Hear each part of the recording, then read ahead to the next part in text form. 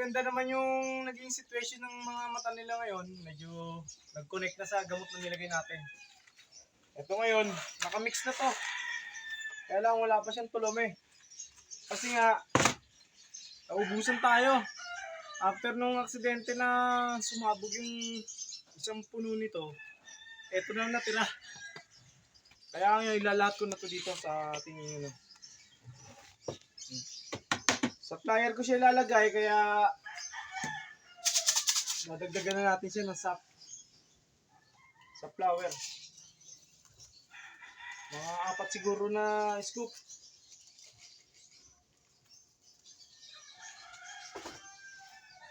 Tapos, meron akong ilalagay ngayon sa kanila. Just recent lang na natuklasan ko, ang ibang fancier outside Philippines sa ibang bansa, nakita ko na naglalagay ng lemon sa kanilang painom, saka sa patuka. Ngayon, gagawin ko, sisimulan ko sa painom. Sa ano muna? Para hindi sipunin eh. Para hindi sila sipunin.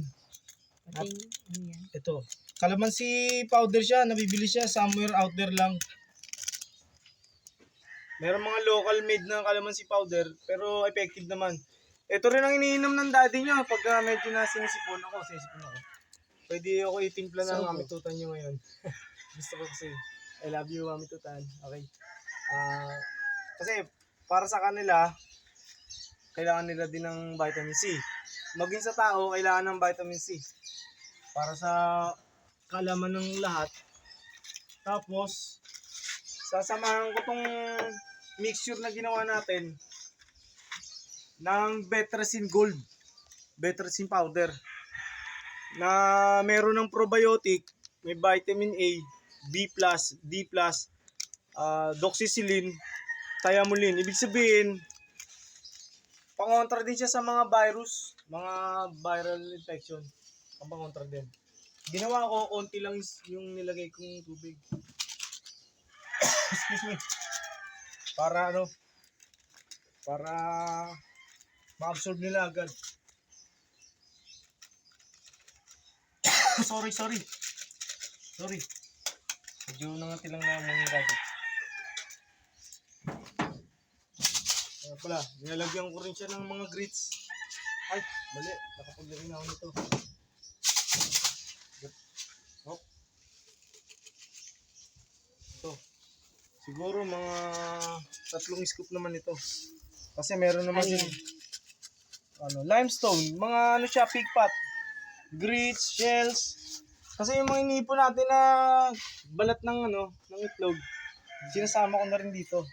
Kaya nangyayari, ito. Meron na siyang kulumi, may probiotic siya. Saka kape. Sa akin to. Hindi sa kanila. Ito, huwag mong kakalimutan ng green barley. Ang laki ng iniwas nila sa balileng. Hindi sila nagbabalileng. Ilang buwan na silang nagamit ito. Ilang buwan na tayo nagamit ito. Hindi sila nagbabalileng. Yun lang, hindi maiwasan yung yung pamamaga ng mata.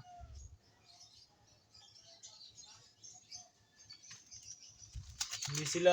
Walang sponsor lahat yan eh. Hindi sila sponsored Binili namin to. Medyo mahal tong barley. Bigay. Sana may tumulong. Binigay lang yan. Tatanggapin ko. Tatanggapin ko ng...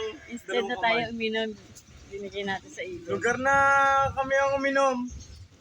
Inuuna natin sila. Ganun talaga ang pagmamahal natin sa kanila. Mahal na mahal natin sila. At sana bigyan nila tayo ng magandang uwi. O nga pala, update ko kayo sa karera. Sa Atimona natin na cancel.